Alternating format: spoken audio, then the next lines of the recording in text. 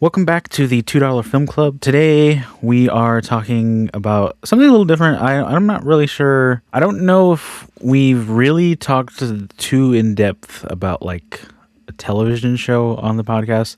Like I know you and me briefly talked about like Daredevil when we did our industry rant. If I'm remembering correctly, but most of our stuff has been pretty contained to like films and stuff like that. And I don't think we've really talked much about like streaming films either. So this is going to be a little bit of a departure, but just to start off the bat, I think One Piece season 2 is probably like one of the best manga / anime adaptations ever made, which might not mean much to like the average viewer or AKA me. Yeah, or maybe even like longtime anime fans either.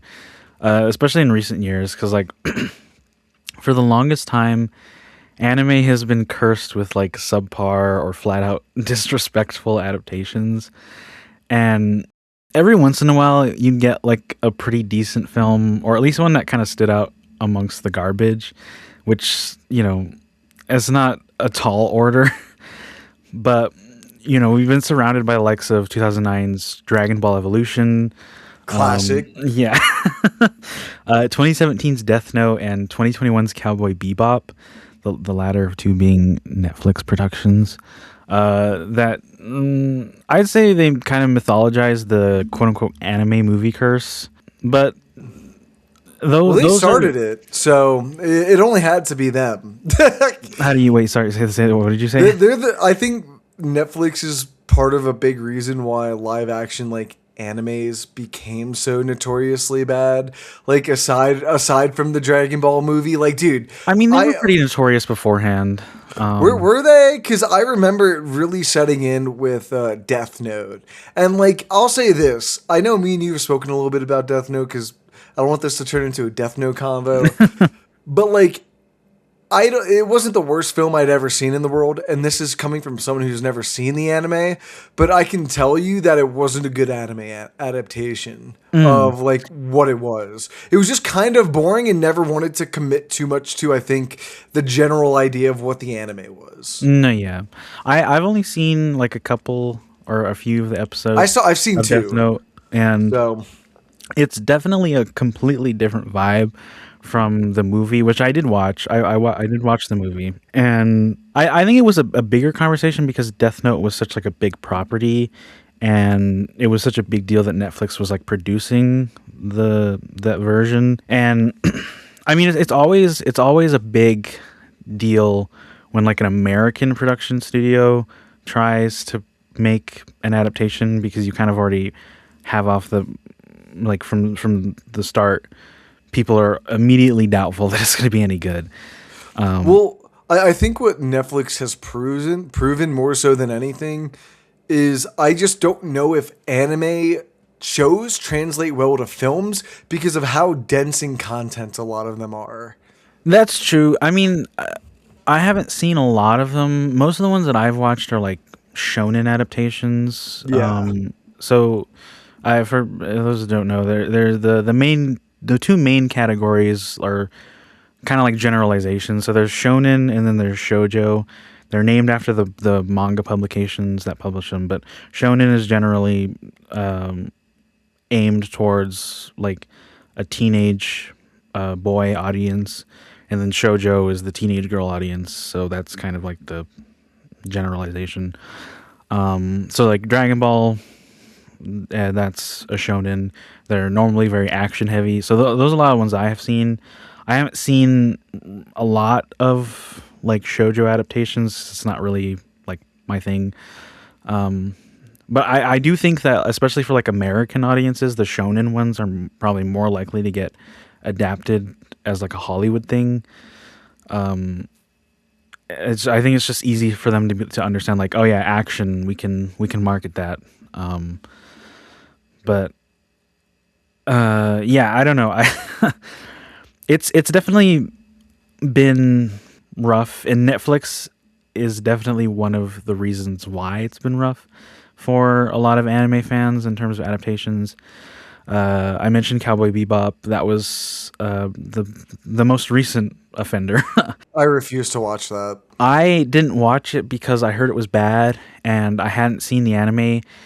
I've now seen a few of the episodes from the Cowboy Bebop anime, and going off of what I remember seeing from it, I don't think that it is a good representation.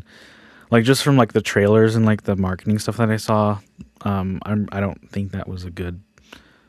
I don't think it was ever going to be good.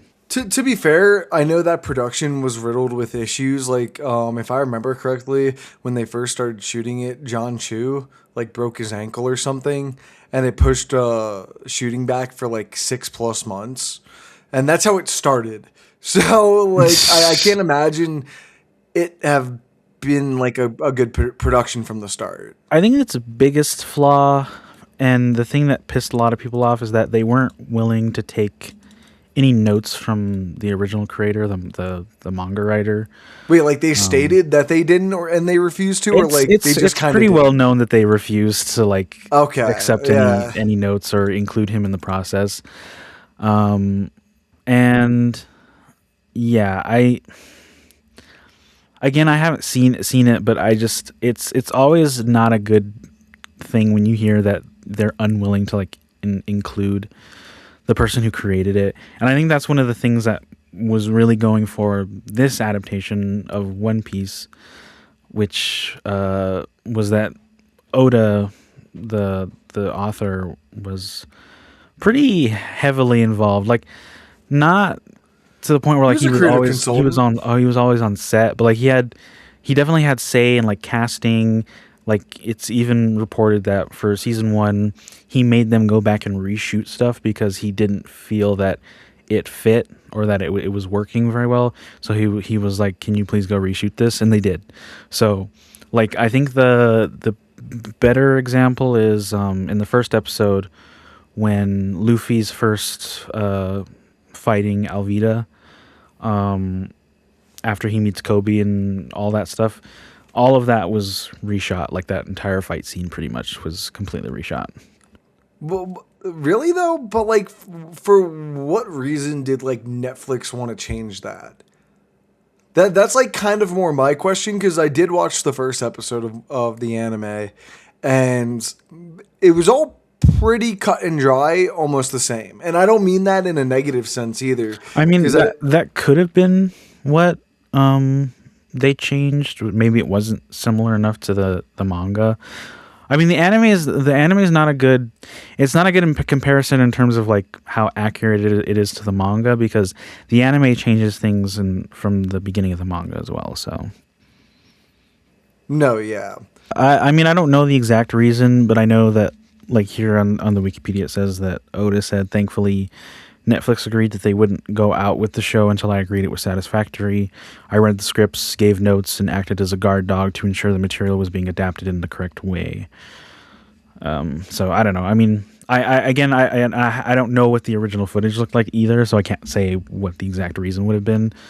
But Well, I'll say the first season of One Piece is exactly the reason why you don't do anything they did the first two attempts with, like trying to adapt an anime into live action, where you ignore the original creator. You don't really, I'm not saying give them a say. I mean, they clearly did in this case, but like let the dude know what his world and like the characters he all created is supposed to be like, because this has been going on for 20+ years at that point.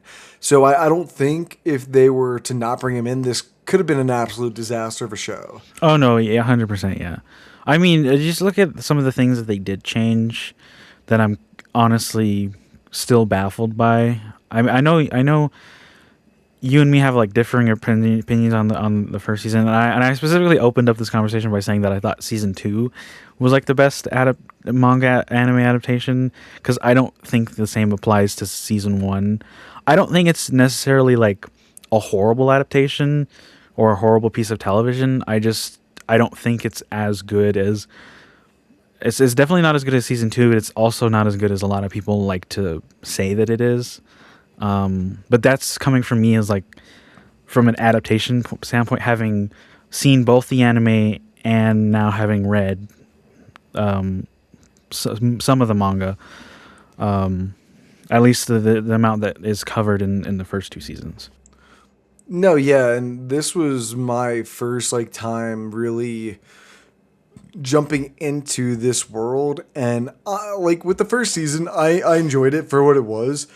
I didn't think it was like a masterclass in writing, which is not something I was like I'm not looking for or anything, but I think what the first season does well for at least someone coming into it that I enjoyed was the casting is really well done, and I think outside of them portraying the characters really well, the actors genuinely have a really nice chemistry that I personally think you don't feel very often from these ensemble shows, and I think that's why when you think of like or when people think of shows like The Office or like these TV shows with these big casts, they're pretty well liked because of how endearing a lot of those relationships are, whether they're characters that hate each other or not, that come to like each other. But I think my like main issue with the first season is how much just takes up the time to introduce everything when I want to sit back and also be like, yeah, I hate that, but I know the type of like world they're setting up, and that's where I kind of feel conflicted with it because I hate that they essentially take up the whole season aside from Nami's story to really just introduce who each character is. I think what every episode is them getting Usopp, then you get Sanji, and then you get this person. And so by the time you get to the last 3 episodes out of an 8 episode season, that's kind of when they really start advancing the Nami subplot. And at that point, I had kind of just wished they didn't just leave a lot of that towards the end because I found it to be the least convincing part of the show. Oh, I'm trying to remember what the name of the gang was she was a oh, part of. Arlong Park, the Okay, it was Arlong Park Arlong. Pirates. Yeah, the Arlong Pirates. Yeah. Like I just the show just kind of took a halt for me there because it started Yeah. focusing on so much of what the season wasn't already, and I was enjoying very much watching the whole cast and crew kind of work and figure out their dynamic together on the Grand Line and trying to become pirates. I think I said this to you too. I thought it was a little like janky with how Nami and Zoro first like come along with Luffy in the Oh, yeah, beginning. It yeah. felt very forced, and like to me it's a lot of those smaller things in this first season that kind of rub at me the wrong way. But I know you have much more of a problem because of the way they adapted it, and like that's something I don't think too much about because I obviously don't know like what it is at that point in the anime or in the manga. No, yeah. I mean, that's fair. I will say that I think this season does a decent enough job at setting up most of. It's mostly like world building stuff, and you by the end you get a good idea of like what the show is and who the characters are essentially like through the performances and stuff. And I'm not saying that season one is like dog shit. I enjoyed it enough, and I think there's a good mix of people who aren't familiar with the source material and people who are familiar with the source material who will get a lot out of it, especially once you get into season two. And I think that's the best that we could have asked for, you given all the other bad examples we just listed. But yeah, I mean, you bring up a good point. There's always a debate when these types of projects come out where like people who are familiar with source material and then casual fans start arguing with whether it's better for an adaptation to be like a scene for scene recreation or to be like an exciting new experience for everyone or whatever.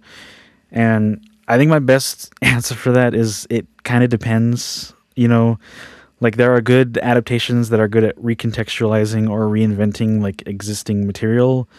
That being said, I think the story has to be good enough to justify that, and like if it's not, then yeah, I'm going to compare it to its original form because that's clearly the better version of the two, and I'm like used to that version, you know what I mean? And I think that's pretty twofold for this show because we not only have the manga but the anime, and so the anime is like the easiest comparison because they're both in like a television format. And so yeah, when I'm watching it, I'm gonna be thinking like, oh well, in the anime, I think this was better in comparison. And there's things in season 2 that I think are better than the anime and the manga. I just want to say that as well. Yeah, I totally get it because at least for me, with the story in particular, with the first season, it was just way too scattered. Like I feel all of the flashback stuff with Shanks early on in the season could have like really been done without in the live action because I feel like with I'm trying to fuck what's the actor's name that plays Luffy? Oh, Iñaki Godoy. Anaki, yeah, Anaki Godoy.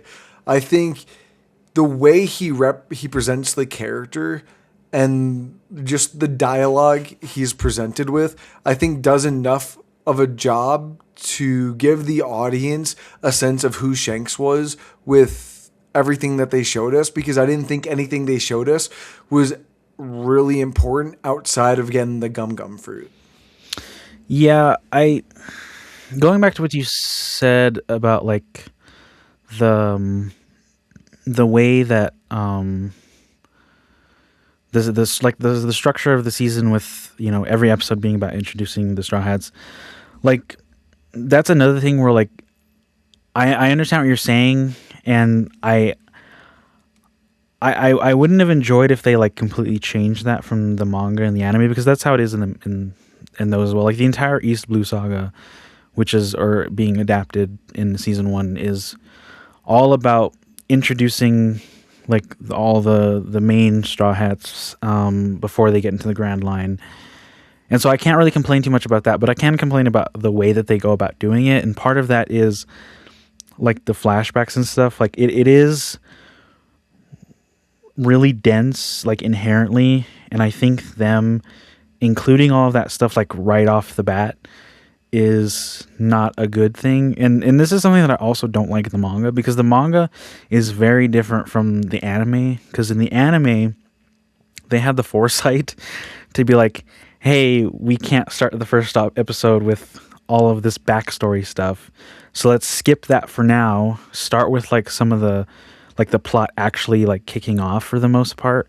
And then we can come back to that later once, everyone has a good idea of like who Luffy is as a character through his actions and whatnot. And I think the flashback placements overall I felt were really weird in the first season with the exception of Nami's flashback because it's set up in the manga and in the anime and so forth by us wanting to know more about like why Nami is acting the way she is because to us she's acting like super out of character. And then we get her sister telling like the Straw Hats and us essentially the story.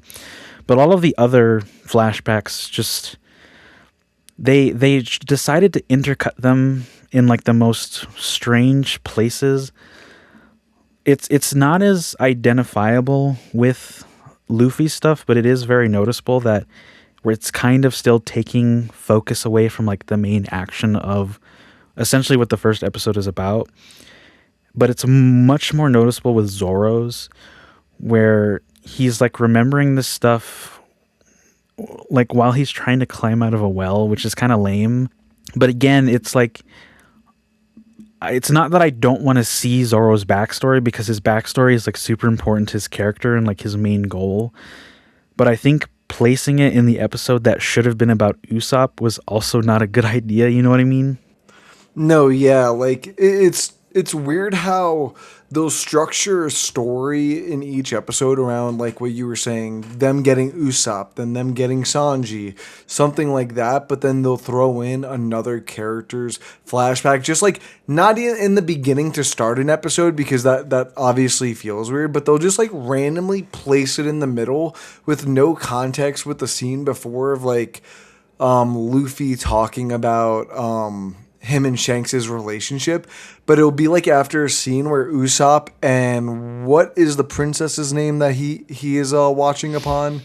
Oh, you mean Kaya, the Kaya heiress or whatever? Yeah, like then they'll just like randomly place it after a scene of them, the two of them just like having a nice, not romantic, but like a sparked conversation between the two of them. You know what I mean? And it just feels kind of misaligned with what I think the season is trying to do, which is trying to do too much when I don't think it needs to worry about doing and putting all these small pieces into this overarching story because it just falls flat. And like you were saying before, I don't think it's one in particular flashback. It's all of the flashbacks Yeah. in the first season. I mean, yeah, I know I said that Nami's flashback placement isn't I don't like it. It's awkward. still not good. I mean, no, yeah, I'm not saying that I still like the flashback. I'm just saying out of the like four or whatever or five, it's not like the most awkwardly placed one.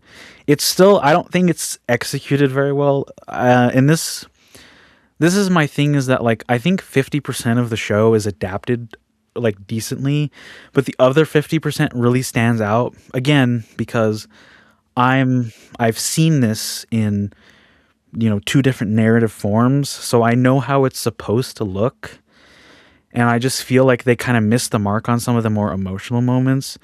Part of just the way that they go about setting them up, and I think Nami's had the biggest potential to like really hit hard, and it's a really devastating moment in both the manga and the anime.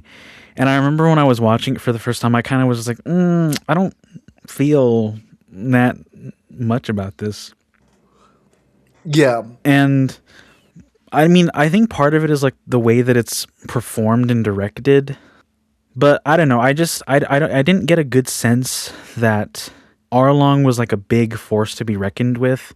And I also didn't really understand the relationship between Bellamere and her two daughters that I think you get a good sense of in the anime and the manga. But Yeah, no, the one thing I can say though that I think kind of for me personally outweighs a lot of those like story and editing issues is I think the show did exactly what it needed to in the first season.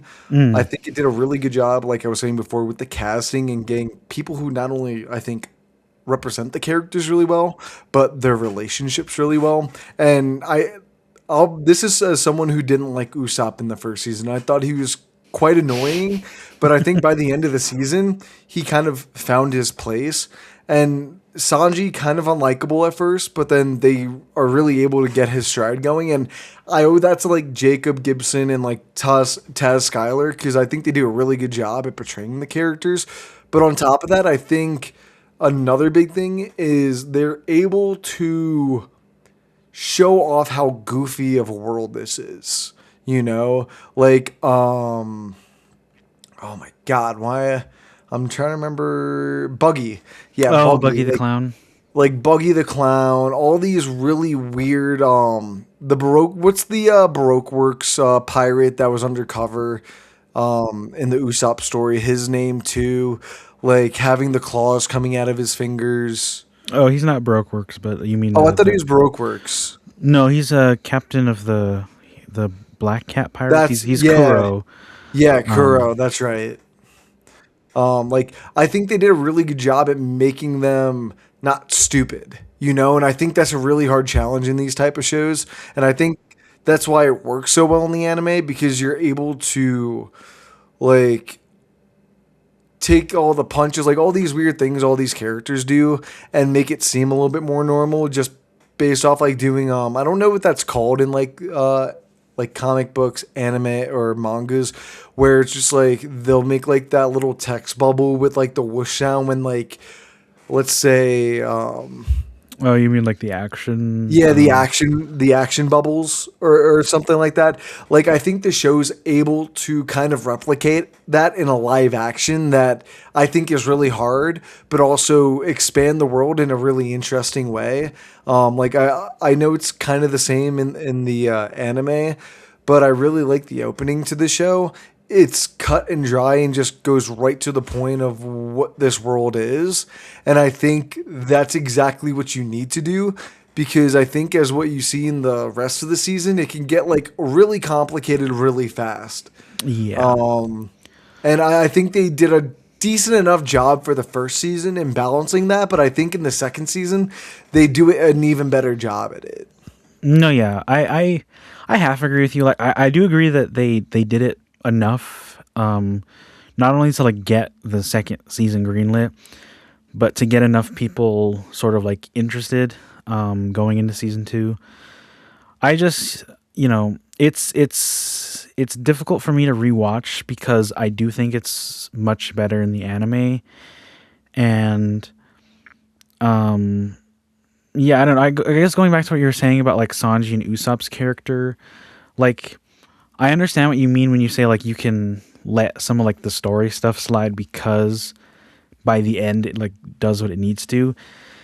And that's kind of the part where like I half agree because I think if they had done the story a little bit better, and in this case meaning closer to the manga, then I don't think we would have had like as hard of a time attaching to them or like seeing them sort of like more likable, if that makes sense.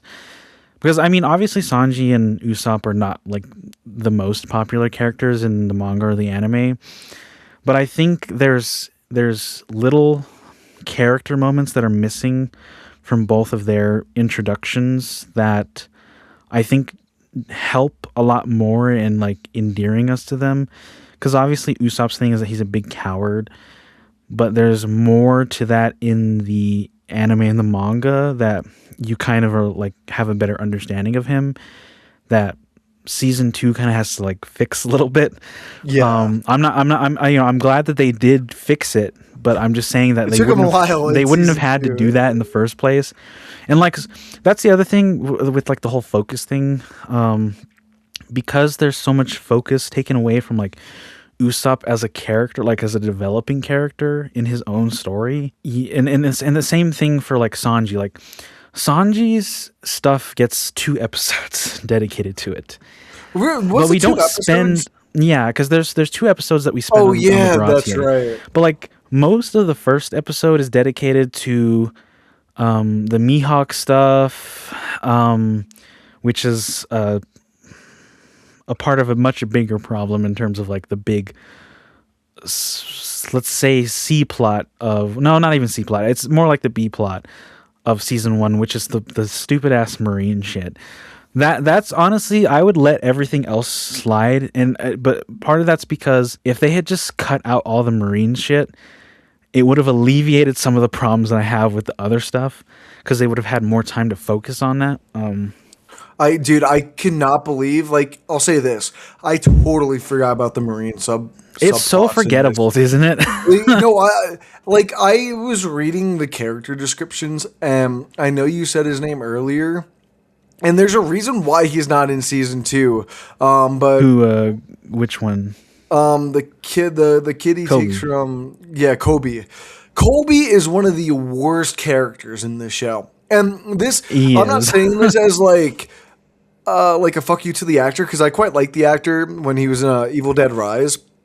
I didn't think he was doing a good job in the show. I'm going to be honest. No, yeah, I don't think they gave him, like, he looks the character and he acts No, like yeah, the yeah. character, but I just don't think the script gives him much of anything outside of being a whiny child. And that's really hard for me to get with. My thing is that even though I didn't enjoy his character in the first season very much, I did like the stuff between him and Helmeppo, but like a lot of that is present in the anime. However, it's the most forced thing because Kobe is not supposed to be like a main character. Like he shows up every once in a while, and he does get like good development. It's just that they're adding him in to sort of get us through like all the marine stuff. And the marine stuff annoys me because not only does it take focus on introducing like the straw hats, but it also makes the marines kind of look, Makes them look wimpy to me. It doesn't make me feel like they're a threat, and so that's why I say wimpy. however it makes you feel. The main point is that the marines are supposed to be antagonists in the One Piece universe, even if they're not intentionally like malicious or whatever. And I think having us focus so much on Garp and Kobe and all that, it does take away from that, and it really just fizzles out by the time you get to the end of the episode because, or sorry, the end of the season, because it doesn't really have anything to do with like the main story, which is, you know, Luffy forming his crew and starting to, you know, follow his dream and whatnot. And then there's just this really weird confrontation to like resolve this subplot that doesn't really do much to the story. Like everything has been taken care of up to that point, and then all of a sudden it's just like, oh yeah, the Marines are here, and you're just like, oh, I really don't want to see you guys anymore. You're just asking yourself, writers, why? Pretty much. Why'd you just put like we were enjoying this, and that's why I hate to like be this harsh on this type of subplot because, like I said, I understand why it's there, but this is where I don't where though. they should have Like, taken the axe. why is it there though? Because I don't understand why it is. Why do you think it's there? I think it's there just to give them a foundational enemy because of how many like bigger enemies there are. Like I think the problem is they introduce the Marines who are kind of the exact opposite of the type of threat that Mihawk is. And the second you see Mihawk, the less you think about them. And I think that's kind of where the injustice for them comes because you only get 2 or 3 episodes with them as the primary antagonists. And I'm not saying you need them to be, but if you're only going to have them there for two episodes, don't even bother doing it when you have someone who's far more interesting in Mihawk. Like the first scene, not even the scene, the shot you see of him is him ripping a giant fucking ship in half. See, all of the Mihawk stuff, I don't like. It's not horrible. They just don't do enough of it. It's another thing with like them including all of this like extra, yeah, just this extra stuff with like the Marines and like all the dialogue bits is that I don't think it does a good job of balancing like the adventurous tone that, and so some of the more lighthearted stuff that the anime and the manga are so known for.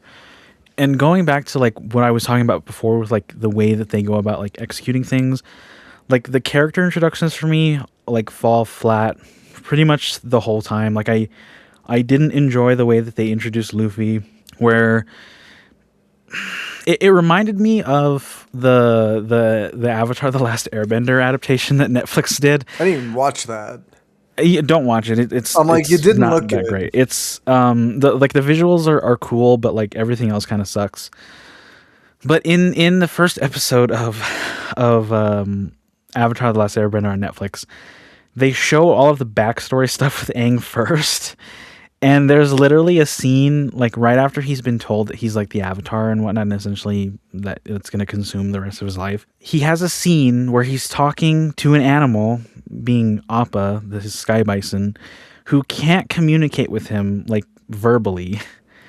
So he's they use that to essentially have him exposit everything that he's feeling. And it's not to that same extent, but I got the same vibe when we immediately start with Luffy talking to an animal that can't join in the conversation, and he's just talking at it and essentially talking at us, the audience, to explain who he is and what he's doing. You know what I mean? No, yeah. And especially because we get all that information immediately after in the next interaction that he has with Kobe. And so it's those kind of things where it just loses so much in terms of like narrative. And then when you go into like them introducing Zoro and Mihawk, there's just so much aura that's lost from their introduction because of the way that they go about doing it. Like introducing him, Mihawk, by having Garp ask him to do something. One, that's kind of weird. Like, the warlords don't normally do stuff like that. And just having it be that way, like he's in the middle of a battle, immediately drains like every ounce of hype and dread that everyone feels when he shows up in the manga and the anime, because we don't know anything about him. And then we see what he's capable. Like everyone's constantly talking about like, oh, you know, this and this and that, and like this happened and this, and you don't really know what it's about until he comes in, and you're like, oh, that's what they've been talking about. And then you see on full display like what a warlord is capable of, and that's immediately followed by him like essentially humbling Zoro with their duel. Yeah, and I love the fight scene between the two of them. Like, I think it's really well done and it's quite impactful. But it goes to like what you were kind of saying what the issue is in the live action compared to the anime, where you don't see his abilities right away, and it's kind of that living dread up until that moment. Whereas like I think the live action has like the exact opposite of that issue, is they introduce an enemy so weak in comparison that they need to show you who this guy is, because right away and Nami doesn't, like, nothing happens to her. Zoro, Luffy, they're all just much more powerful than the Marines already. So they Oh already yeah. kind of look weak. And then they introduce like an Omega Lol character. You know what I mean? Just kind of snaps his finger and like a fucking earthquake can happen almost. Yeah. Well, I mean, and that's going into season 2 a little bit. That's why I think Smoker is such more of a big deal, and why I kind of didn't like the way that they introduced him, because in the manga and the anime, like the Marines are a presence, and obviously they're kind of like a threat. Like they're definitely dreading having to deal with Marines, but a lot of the Marines that they deal with aren't like inherently powerful. They're just it's meant to show us the sort of like abuse of authority that they wield and use against like citizens and stuff like that. And you see more like the sleazy side of the Marines with like the lower ranking officials. And then you get introduced to someone who actually is like worth their rank in Smoker, and the way that he deals with all the pirates and the Straw Hats. And I feel like that's also kind of undercut by everything that we're shown in season 1. Yeah, no, I agree.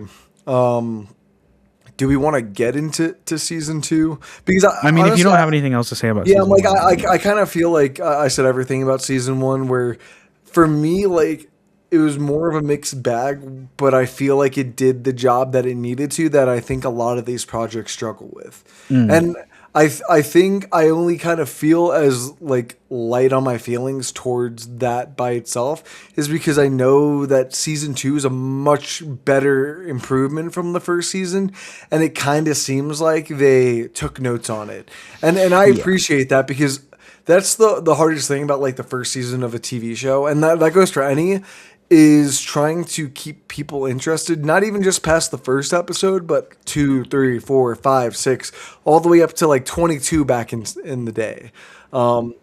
So I think I don't want to be too hard on it because it is just them finding their footing, even though they do have so much to work with already because of the manga and the anime. mm. I'm willing to give it a little bit of the benefit of the doubt, but you know, um, I personally was struggling. So when this first came out in 2023, I had seen up to the end of the Alabasta arc, which pretty much East Blue and then Alabasta. Like those are the two big arcs. Like at the beginning of the story, and I'd watched up to the Alabasta because that's what was on Netflix at the time, and then like the first season of One Piece came out like maybe like a year or so later. So I was familiar enough with the anime that I was like, okay, let me go into this when see how it goes. And immediately I could tell something was like off, and I wasn't really sure what it was. But I didn't finish. I didn't finish when I first started watching. I only finished season 1 when season 2 was coming out, because I was like, okay, well, I need to go back and I need to like rewatch all that stuff and like actually finish season 1. But like it was so off to me when I first started watching that I just stopped. I was like, I'm good. I don't need to watch the rest of this. That I think that's also part of my reason too why I'm not harsh, is I watched both of these seasons back to back, and I didn't like wait 3 years for the second season. I didn't wait for like 2 3 years once they announced the first season.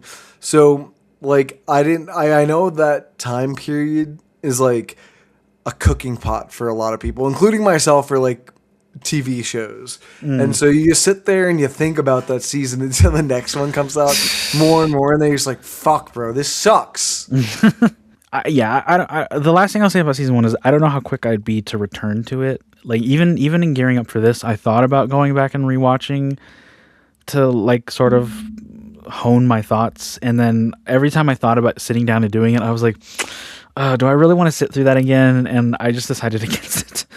No, yeah, I agree, honestly. Let's get to season 2, though, because I think it's a much big improvement over that first season. I think before we get into that, because obviously I'm more familiar with the source material and whatnot, I'm curious to know, like, after everything that we just discussed, what did you think after watching season 2, like, they improved on? I think once they do it again in the second season with Vivi. I know that, but I think they're not weighed down by having to introduce all these characters, and the show feels like it's able to explore the world a little bit more now. And I think in season 2, the thing I enjoyed was seeing all these different islands on the Grand Line and like the difference between them, because I don't think in that first season you got a real good sense of the world outside of like, okay, there's a clown island that not clown island, but you know, the clowns, they came in, they blew it up, and you get that one like semi-wide shot of the destruction.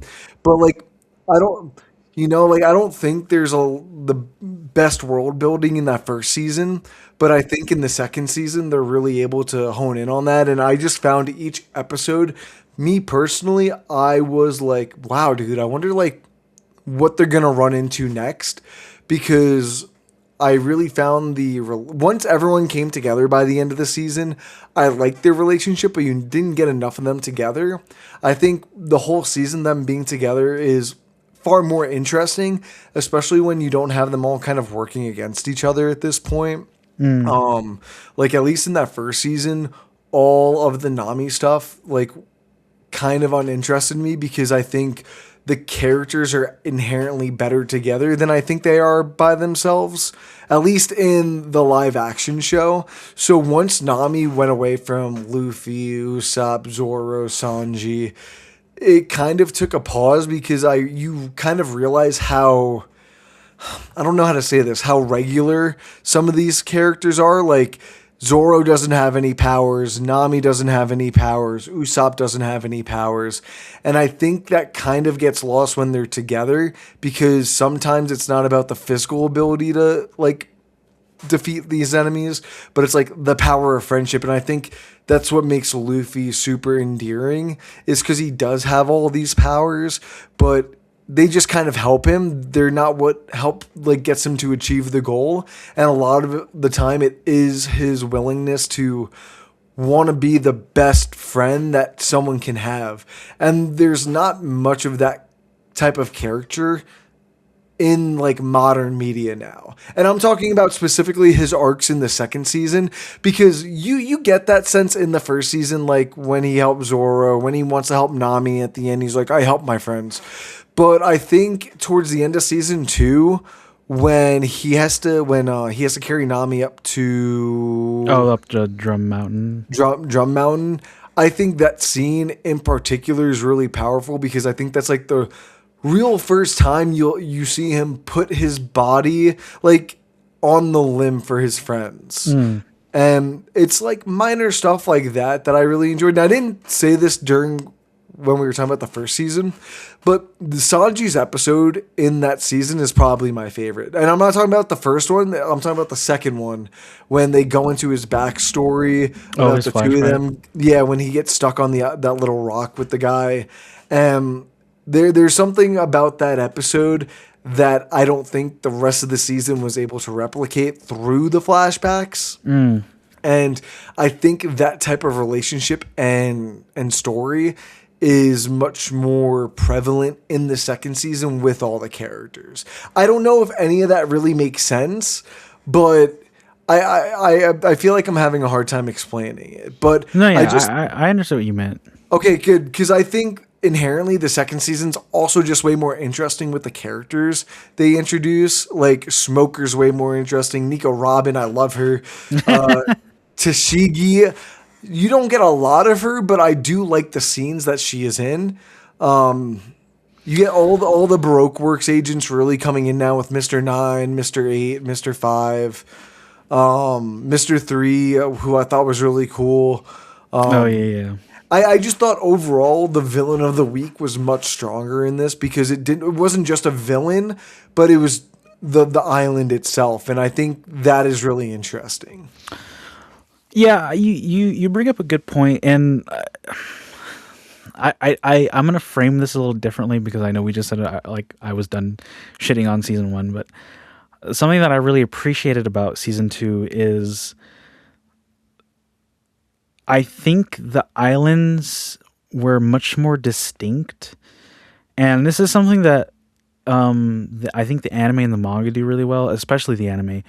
The anime, like the art design for all of the locations and stuff, is just so on point, and everything looks amazing and different. And that's something that I feel is a lot better in the second season in comparison to the first one. I just think that one, there was better color to a lot of the stuff, like the Little Garden episode is a good example. But yeah, I felt like the set design was much better in execution for season two, and I wasn't struggling with like the camera stuff because there was actual like depth and contrast to more of the visuals at this time around. Yeah, I think the second season also just did a better job at mimicking the anime of it. You know what I mean? Like with the powers in particular, like they don't do it often, but I think they did it more, and I think they were able to. I'm trying to remember what fight was there with Luffy where it felt like it was no, it was Zoro. There was like this really cool one shot fight scene in the season. I'm can't remember when it was, but I think this season did a better job at just like you were saying, camera work. And I'm not talking about visual effects itself. I'm talking about with the way they move and work the camera in the space that they're working with. For me, I felt like I was much more in the world than I was last time. No, yeah, yeah. I mean, just the camera stuff really annoyed me when I first started watching season one. Like I really didn't think the wide angle lens, like brown and tan colors and stuff like that. Oh, and then like the handheld camera style, like I didn't really think that fit very well with the first season. And I think there are a lot of like emotional moments that are hampered by that style, and it I didn't notice it as much in the second season. And they're like definitely like a good example is like the grand when they're first entering the Grand Line. I noticed a significant shift in like the way that they were shooting stuff, and I was like, oh, this is good. Like this works much better for this moment. You know what I mean? Yeah, I agree. Yeah, I think that's a lot of things that some like productions don't understand very well. Like you don't have to shoot everything the exact same way, you know what I mean? Like you can change things up a bit if it fits better for like the emotion or the feel that you're going for with a certain scene. And that's definitely something that I felt when I was watching season one. Like they didn't understand. Like you can change the lens, okay? Like it doesn't have to be the same thing.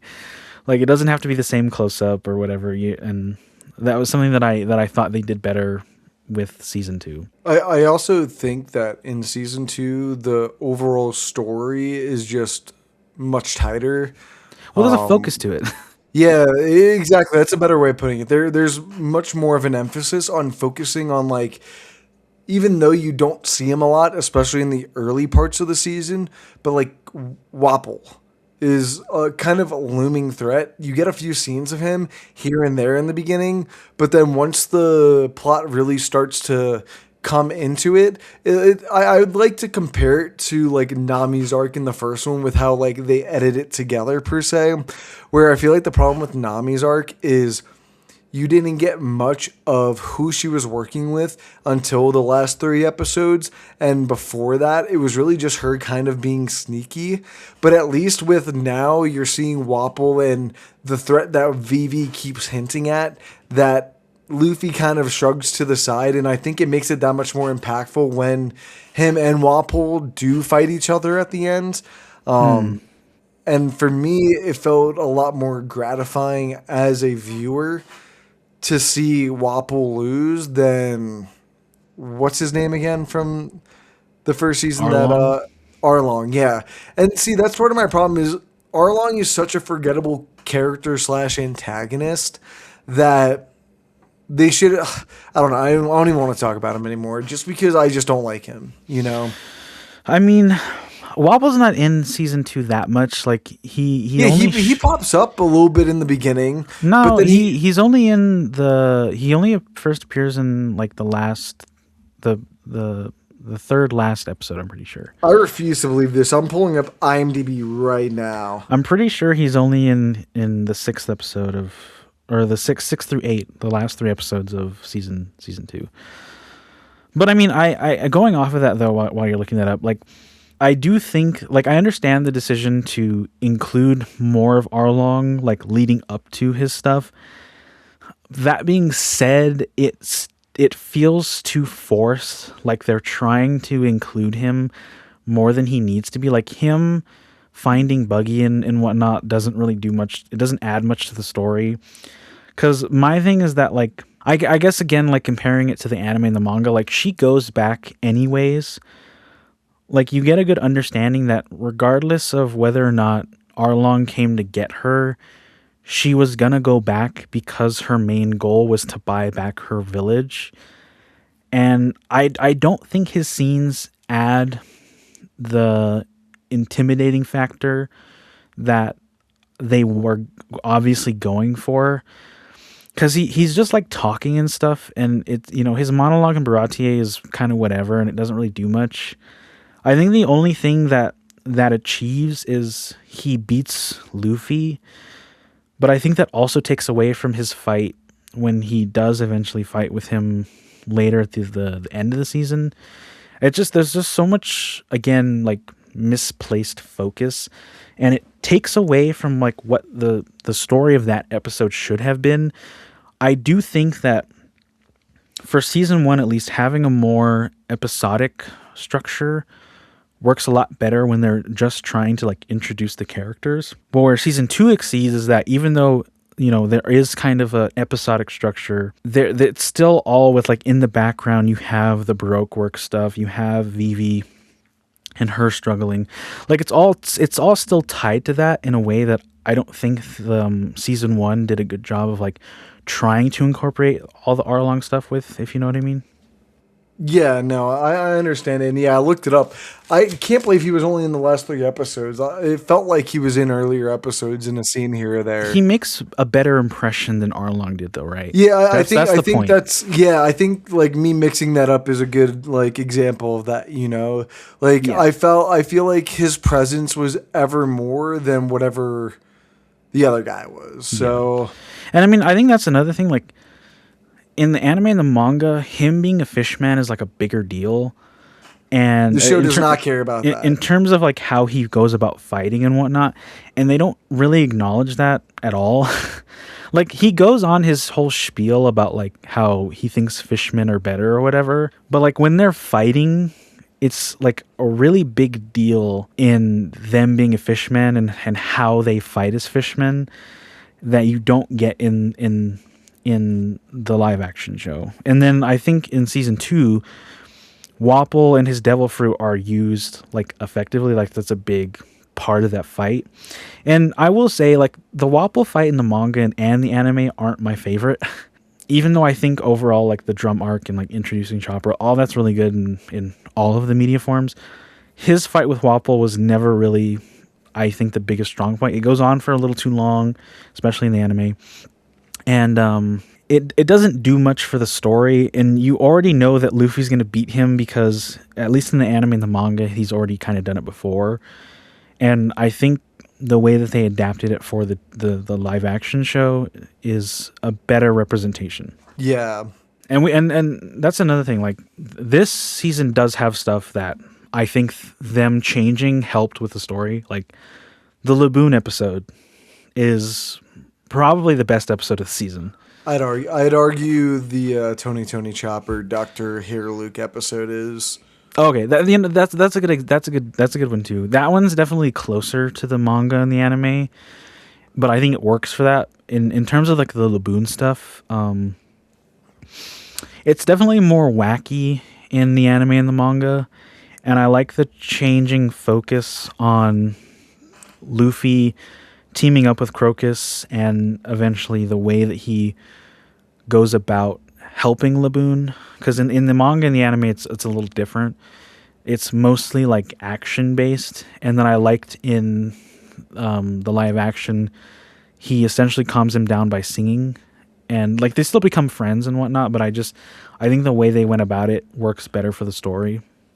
Dude, all I know is that shit's an absolute banger. Dude, when the show for like season 2 first came out, I could not get it off my feed to save my fucking life, bro. It's a great Dude, song. it was everywhere, and it's a short song, but short and simple. And I think that's what season 2 does better than season 1 is upping not the character stakes, but just I mean, adding. it does, but Yeah, it does. But I'm trying to figure out a better, like a good way of saying what I'm thinking with this. Is with Laboon and seeing his kind of backstory, and then seeing fucking Tony Chopper's backstory, and just getting this kind of like Sanji feeling, because that's the last time I felt this way while watching the 2 episodes in their flashbacks, was like this kind of like not like this sadful dreadfulness. Like I don't know how else to put it. That for me connected me to the characters, Laboon and Tony Chopper in ways that like I struggled with Vivi, Usopp. And I'm not saying they have to be sad because I think Usopp's story is relatively sad. If you think about it, a guy who's caring for a woman he loves, who's just like kind of miraculously dying for whatever reason. But I think they do a better job at making us connect to these newer characters than they do in the first one. no, yeah. I mean, they do a good job of making us connect to the characters that they already did introduce, like Usopp's arc in the Little Garden stuff. Like we mentioned it earlier, like they had to go out of their way to fix his character because so much of the focus wasn't on him for the episode that it should have been last time. And I think because that's an arc that he doesn't have in the manga or the anime, at least at that point in the story. Like there's much more emphasis on him like understanding the whole brave warrior of the sea thing, and him like actively like having this internal struggle especially because he's like one of the only people who haven't been captured, and he has to kind of like figure out like, what am I going to do to overcome this without help? And I really love that stuff. And then even like that one conversation that Sanji has with Nami where he talks about his mom. Dude, heartbreaking. Dude, like absolutely heartbreaking. It's an important character thing that we don't find out that early in the manga or the anime, but it's definitely something that helps with his character, especially in terms of like him bonding with like just anyone. I mean, I do like his banter with Zoro and all that stuff is pretty accurate, but I think that one just went the little extra step, and it also helps us understand sort of the way that he acts with everyone, especially like the female characters. Yeah, I think it's important for Sanji to have that moment too, because I think you were kind of mentioning this to me like when I was first watching it and talking about Sanji, like how he's just too much of a womanizer sometimes, and that's kind of his only character trait in the anime. I feel like you were telling me Womanizer is maybe not the best way, because hold on, let me look at what womanizer means. I'm just womanizer is just a guy who just like wants to like persuade a woman into getting with him almost. I don't know. You know what I mean? He's not really like a womanizer. He's just kind of like lecherous, if that may, like he's pervy. Yeah, yeah, yeah. And Um, I think this show kind of recognized that with this scene, and I think it was really important for them to do that in this moment because he wasn't like a weird guy in the live action, but it's easy to have the character turn into that, and I yeah, think them kind of had, like, I hate to say it like this, but it was kind of a way of them saying he respects women. You know what I mean?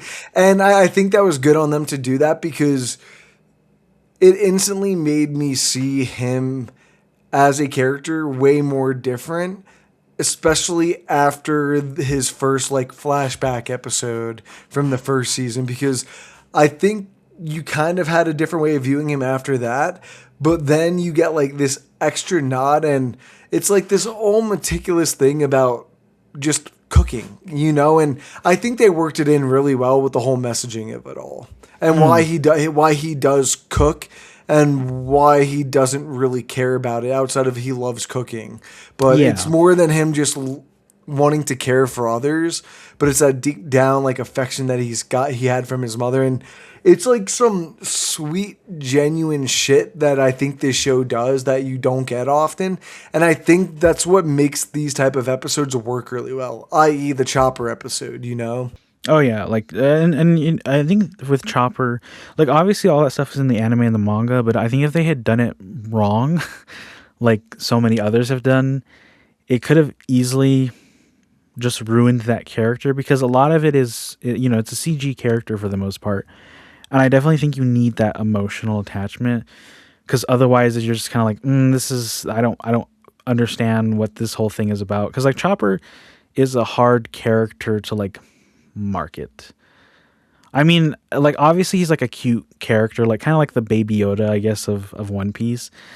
But like on paper, like when you're explaining like what Chopper is, I feel like it could easily kind of be like, what are you talking about? That's weird. Like get that out of my face. And that's another thing that I just think this season does. Like on top of his design being really effective, I think having those, like dedicating the time to have that moment where we see his backstory and learn who he is as a character again goes the extra step to endear us to him and form this emotional attachment to his story, especially if he's going to be with the crew for a long time, which is something that, going back to Usopp, I didn't get a good sense in the first season because I'm like, oh, okay, well now I just have to spend the rest of the season with this character that, you said you didn't really like at first. And so it didn't give me that same feeling when I got to that episode where they introduced his character.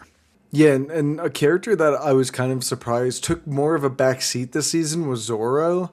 But Mm. I don't mean that in a negative sense because I think what they did with him, though, was really effective. And this is where I give the show a lot of credit. And I'm talking about the first season, too, when it comes to the writing and the acting, is Zoro, I think, can, like what you were saying with Usopp Sanji, one of the two, is like you could easily screw this character up because he doesn't speak very often, and the limited words he does say have to have a like an impact of some sense. You know what I mean? Because he's not like Usopp where he's just kind of mumbling about because he's like a nervous, jittery guy. Everything that I feel like Zoro does is intentional, and I think they do that really well with this season. And I'm going back to Chopper again because, dude, I cannot fucking tell you how, dude. I don't even say this often on like at all, but it melted my fucking heart watching Zoro pick up Tony Chopper when they were sailing off, and Tony was like crying Crying because about they the were leaving blossoms. home and the blossoms. And I'm just like, oh my God, bro, what the fuck is going on? And I think it's actually less about Tony being sad in the moment, but seeing Zoro being able to open up in a way that we've never seen him. But we always kind of knew it was there, you know? And I think that type of writing slash acting is really effective in like that type of role that they could easily fuck up. No, yeah. I mean, I agree with what you just said. there is a bit of a caveat. Like he's not super like stoic like that in the manga and the anime necessarily. Like he's definitely more he's definitely more mature than the rest of the crew, but he's definitely like one of the guys. You know what I mean? Like Yeah. he does goofy shit as well. And I did appreciate at least in the second season that they showed more of that and like more of his like emotional side, cuz he's not necessarily afraid to get emotional, but he can be very awkward in like social situations, and he a lot of his character is so much around like the the kind of like manly bravado side, not in like a toxic way, but just like the way that he's like, oh, I have to be like super strong and like I have to be the best swordsman and stuff. But I think especially when you put him in a situation where he's juxtaposed against the silliness and the chaotic nature of all the other characters, it's how do I say this? I don't know. It's just, I think even as much as I like McKenyu's portrayal of Zorro, I think the way that they wrote him to be more like reserved and more stoic or whatever, like it's not exactly an accurate representation of who he is in the manga or the anime. And I do think season 2 does a better job of that. And I do want to see more of him Open up a interact. little bit. Yeah.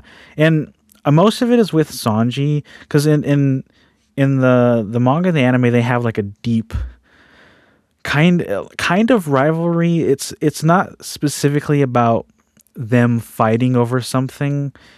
It's just that they kind of don't get along very much. It's still very playful, but they're constantly like screaming at each other. And I did enjoy all of their banter stuff in this season, and I'm really looking forward to more of that, because that's really when you see him let loose, is because he just gets so like in it with Sanji.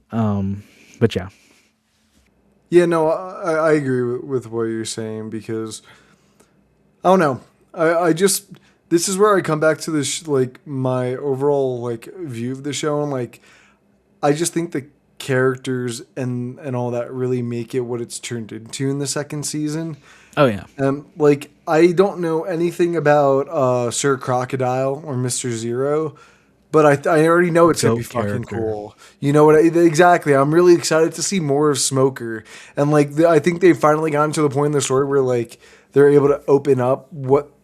I mean, they're limited based off like the anime and stuff, but I feel like what you said at the beginning of the show, where it's kind of the same feeling I have towards this new Harry Potter show coming out, where you can take something and being able to like twist it or find more in the source material that something hadn't done before.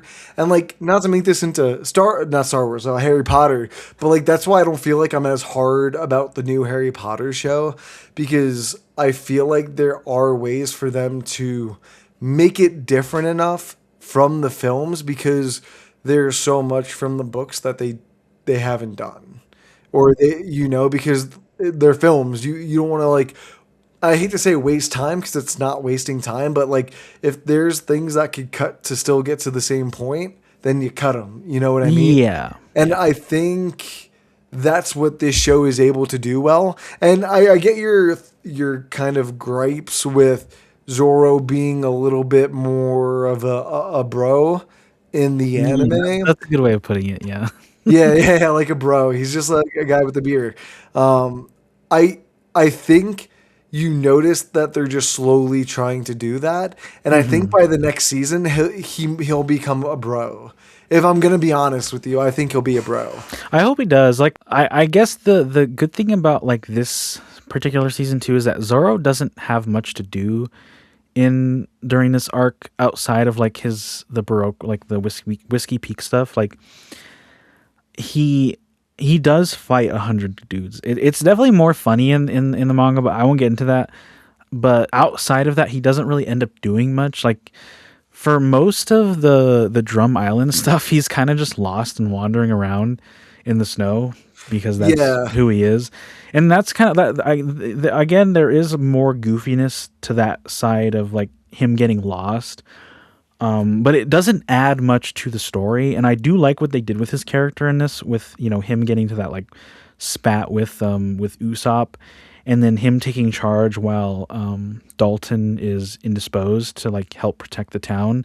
Like that stuff's really good, and I really liked that because it's still emotional without him saying or doing much. And yeah, it just it's the same thing with him. Just a simple gesture of picking up Tony Chopper to like comfort him. So that they're still doing a really good job in terms of like his characterization in the second season. But he does.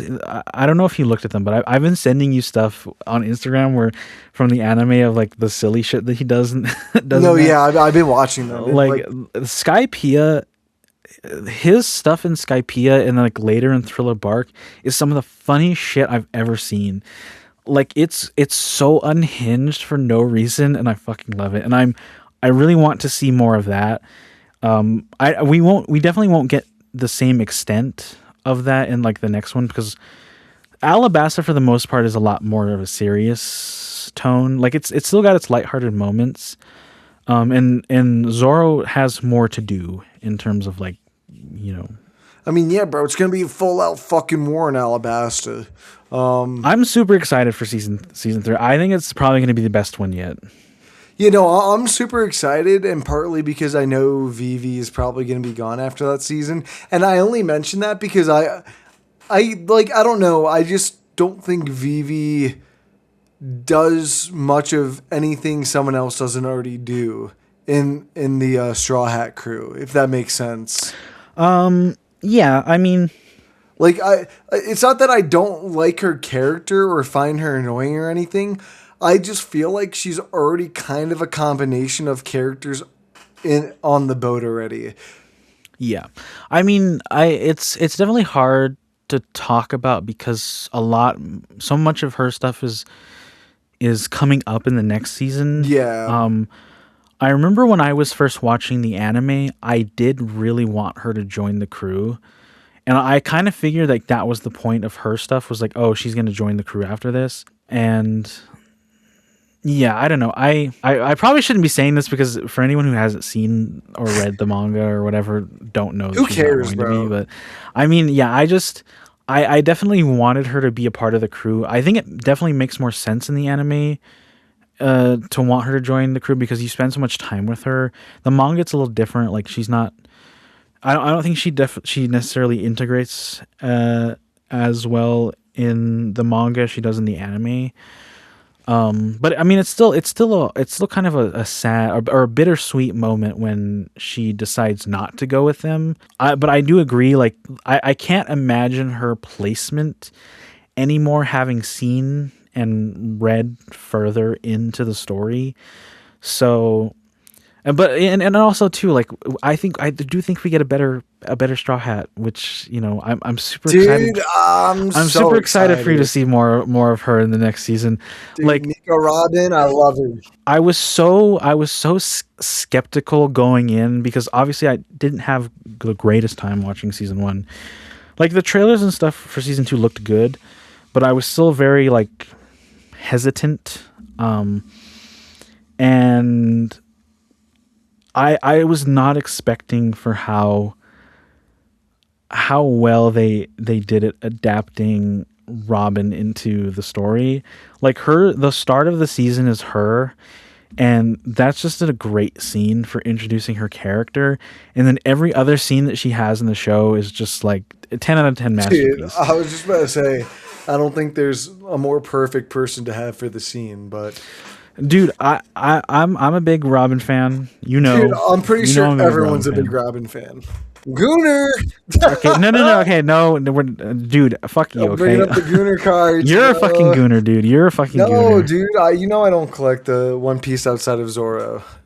And that's bullshit, but whatever. Bro, you see my collection. Anyways, what I was gonna say is like obviously there's the big debate among like anime fans about like the waifus and stuff like that. Is there actually, bro? Yeah, I've talked to you about this before, dude. But like, I think all of the female characters have been portrayed really well in this show. I agree. And what? No, I'm agreeing with you. Oh, sorry, I didn't hear what you said. No, because I think it's very easy to take what the anime and the manga do and like not sexualize that. Like, I don't know how to say this, but I feel like the way Americans would do it in terms of sexualizing them would just be kind of, instead of making it like boobs like fully pimped out, like Oh. they just fully undress them. You know what I mean? Oh yeah, And yeah, yeah. and like Yeah. that's where I was kind of nervous going, not going into the show, because I kind of knew just from like promotional stuff that they weren't like as skimpy of an outfit. But I think the show found a really good balance of keeping it provocative, but not like necessarily as provocative as the Like not in your anime. face. Yeah, not like in your face where like the boobs take up like a quarter of the page. You know what I mean? Or the butt cheeks, and like, yeah, that's cool and all, but I like these characters, you know? I don't need Yeah. to be staring at like giant tits the whole time, you No, know? yeah. I mean, I definitely think the most, like in terms of the live action, I think the most, yeah, let's use that term, provocative character is probably Robin. But I think that fits with like her character and her being a part of like this kind of shady organization. But she And also has like a kind of lustrous like part of her character, I feel, where even though she's not like inherently trying to be sexy, there's a way she like is just sexy with the way like she does her thing. You know what I I mean, I mean? think part of it is her like putting up the charm Yeah, that's what I'm factor. talking about. But I think the reason why it works is because you can kind of tell that, like, especially that scene with Wapple, like, you can tell that she's trying to, like, you know, get him to agree or whatever. And it's character building stuff. Like, in the anime, it really is kind of just like, yeah, tits and ass. You know what I mean? Yeah, that's what I'm And saying. Like, I hate to say it like that too, no, especially yeah. on a podcast, I but mean, it's a big debate with fans of the anime and the manga. Like, I think in general with anime and manga, but especially with like One Piece, a lot of people have been trying to come to terms with the way that the female characters are like designed and whatnot. And I will say, like, even without doing like the whole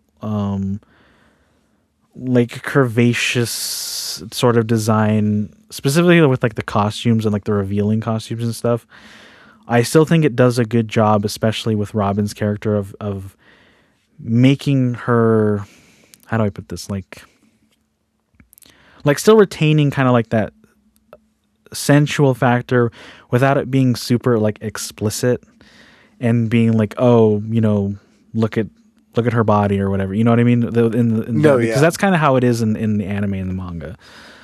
I mean, not specifically with her character, but just like kind of like female characters in general. But yeah. Do we want to do a wrap up?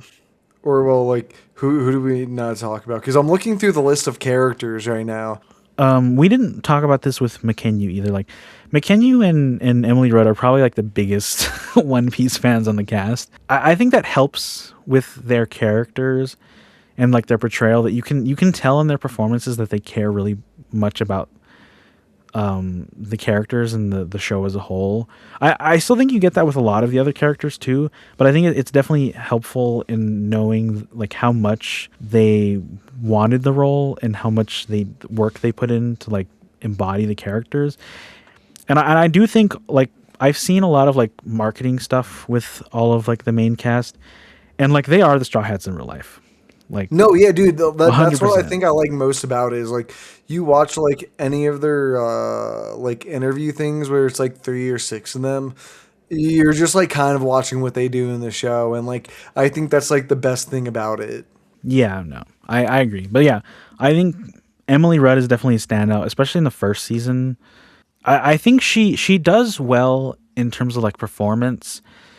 But it's another thing that I really don't like about the way that it's written and the way that it's like directed sometimes, that it kind of takes away from her performance, which is something that's really unfortunate given how much she does really care about the source material and portraying the character. But yeah. Yeah, no, I agree. I'm curious to see what they do with her in the Alabasta arc, just because I wasn't expecting her to take so much of a back seat in the second half of the second season. That like I don't hate it because I like what the story was and like how she worked into it. I was just kind Yeah. of shocked because I wasn't like expecting it almost. Nami has a pretty like I mean, so with it being like the end of the arc, they all have their own individual things to do. Like there obviously there's a big fight at the end. In the anime, it's not my favorite part of the anime, like her stuff. It's definitely better in the manga. So I'm kind of curious how they're gonna deal with that because obviously Nami in the manga and whatnot is she's kind of like one of the weaker characters, and so when you put it in a fight, it's not always going to be the most interesting thing. But they I think they're already kind of like fixing that by having her be a little more fight oriented. Like in the first and second season, she's much more confident or competent fighter. But yeah, so I think that might not be too big. Oh, she definitely gets an upgrade in terms of like her fighting capabilities. So I am curious to see how they do that. I do want to see more of her bonding with Vivi because that's kind of an important relationship dynamic. But yeah, I mean, I'm super interested. She obviously she's not a focus in the next stuff, but she's still very present and she's definitely like an inherent leader amongst the Straw Hat crew. Yeah. And any want to do wrap ups? What do you want to do? Yeah, I mean, if there's I'm trying to think if there's anything else left to talk about. So I feel like we touched on everything. I'm just glad they got rid of Kobe and Oh Vita yeah. and all that this season. But I want to see more Buggy. I liked Buggy in the first season, so I was kind of Yeah, you're not going to disappointed see in the very much last. of it. I figured as much. So it's really unfortunate because I thought he was a pretty electric character. Yeah, he's different in the manga. Like he's definitely much more goofy in the manga, but I like the way that they translated that into this with him kind of just being super like quippy and he's still kind of like not super competent, but I like the way that they again translated that into this the live action. Like it Yeah. still feels very much like Buggy. And the dude playing him too, what's his name? Trying to find his He was name. in Agents of Shield, bro. That's the only way I know him. Jeff Ward. Yeah, Jeff Ward. He's a great actor, and he super fits the role. And I'm excited to see more of him.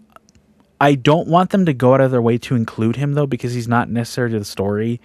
Yeah. The only time he really becomes relevant again is like several arcs later in the Impel Down and Marineford stuff, and that's one where I think they should change some things around from the manga and the anime because I mean I haven't gotten that far in the manga, but at least in the anime, he's not really a character of importance, even though they focus so much on him. Like he's kind of more of like in the background, kind of like a comedy, like a comic relief character.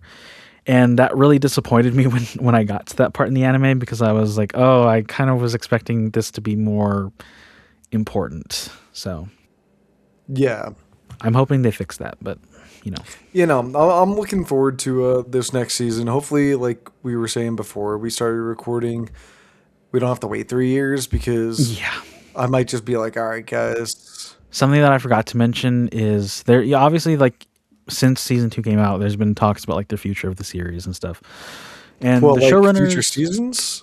yeah, I mean, the showrunners have been on record in an interview saying, like, They want one, to do like 10, right? Oda has a plan for how many seasons that they want to do. I think the number is like 7 to I 10 or thought it was something like like that. 10. Yeah, it was like a high. It was like a high amount of seasons, which I'd be shocked if they get to it. But I mean, the showrunners said that obviously they want to do more of the story because it's a long story. Obviously, like there's what 1,500 episodes, and I'm trying to how many chapters are there?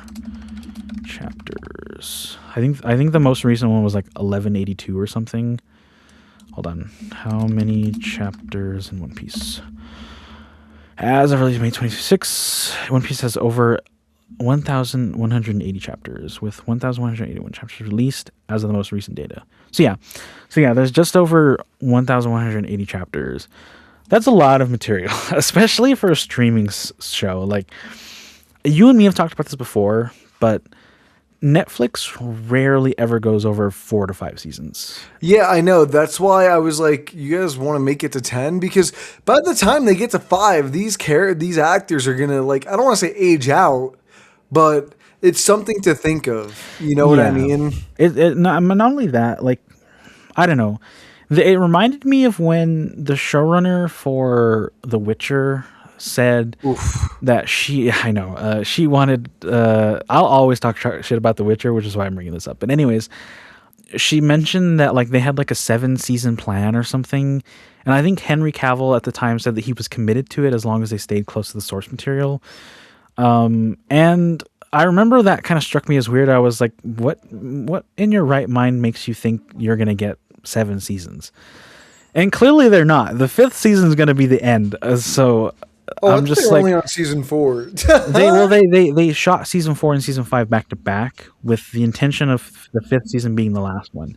Oh, I thought what's his name was only doing one and done season. I didn't realize he was doing Who, 2. Liam Hemsworth? Yeah, Liam I Hemsworth. mean, technically, it's a one and done because they shot everything already. Like they shot season 4 and season 5 back to back. Anyways, not to get on the Witcher stuff because I could go on all day.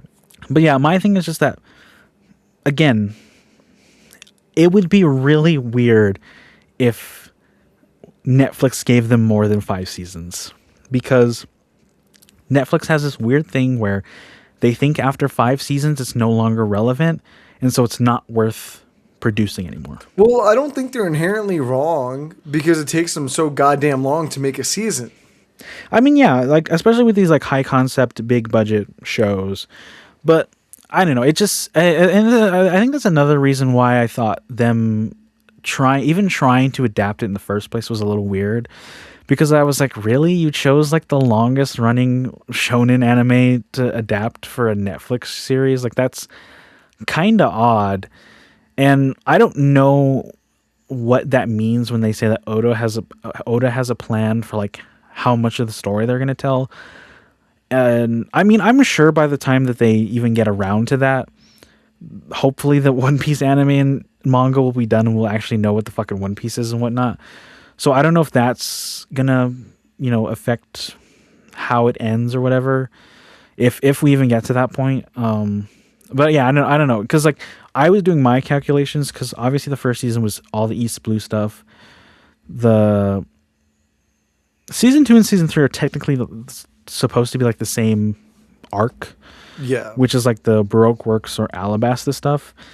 And so I thought it was interesting that they split up the 2 seasons. I'm not saying that's a bad decision. I do think it works because Alabasta is already kind of a long part of the story. But I'm kind of like trying to do the math in my head because like obviously season 3 is going to be the rest of the Alabasta stuff. Season 4 would have to be Skypiea, which is the next arc, and then season 5 would be probably everything with like Water 7 and Eni's Lobby. But then after that, it's just like, how much more are we gonna get? Because if I'm thinking that five's probably gonna be it, because just I think so too. I agree.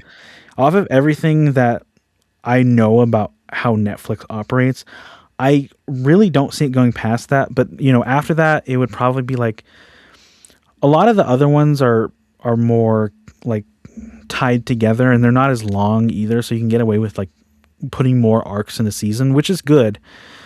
But by the time we get to like 7, it's pretty much everything before the time skip, and there's still like the rest of the half of the story to go. And so I'm kind of just like, how are you going to end that satisfyingly if we haven't even gotten through like the majority of like the start of the story? You know what I mean? Yeah.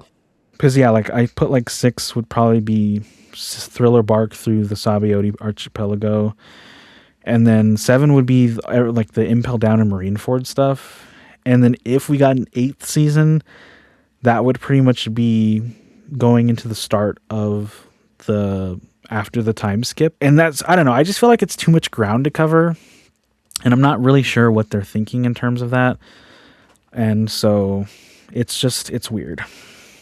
Yeah, I agree. But I'm like, do you want to do any wrap ups? Because I feel like we've kind of already talked a lot about our opinions and just kind of jumped to I what we're guess watching next week. Or I guess we could unless you just want do to do like rating. we can do a rating. Like, what would you rate the first and second season just right off the bat? The first season, honestly, I'd probably give it 6.5 out of 10. Second season, That's surprising. I'm saying like 8.5, possibly 9. That's how much better I think the second season Okay, is. okay. I'd probably give season one like a 6 out of 10. Which Oh, we're close. I know I was shocked when you said 6.5, but I was like, oh, that's pretty close to where I'm putting it. Like, Because like that's the thing is like I realize all the problems, no, but I yeah, think at least enough for me. 7 like was kind of reaching because I think there's a lot of structural issues that inherently just bring the season down a lot. oh yeah. But season 2 is just a much bigger improvement. I will say season one I think is a good jumping off point for people who are like kind Yeah. of too wary of either the anime or the manga. So, Hey, that's me.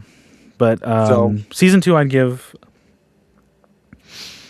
probably give like an 8.5 or 9 too. I think that's a good place to put it at. But yeah. All right. Next week we're talking about Masters of the Universe. It's I think it came out in the 80s, right? oh, I forgot we were watching that, bro. Wasn't this like the last canon film or whatever? I think so. I think they It went was out with one of them. Pretty infamous studio and movie. But yeah, the reboot is coming out. Super excited for that. I don't know anything about Masters of the Universe. Never watched the cartoon or anything. Never seen this movie either. So, The but it only looks good. thing, the only thing I know about this movie is whatever that first Ted movie told me about it.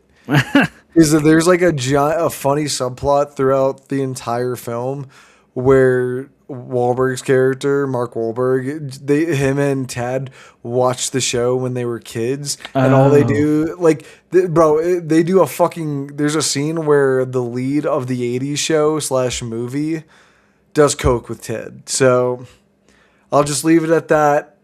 But I'm excited to watch it. Courtney Cox is in this movie. Yeah, dude, they have yeah, yeah, Frank Langella plays Skeletor. What the fuck? yeah, yeah, bro. Okay, now I It's really gonna have to be watch this movie. it's gonna be an interesting film. I'm excited for it. But yeah, so that's next week. We're doing Master of the Universe from 1987. Stay tuned for that. And let us know what you guys thought about One Piece, both like the manga, anime, and especially the live action adaptation, since that's what we were talking about. But yeah. Peace.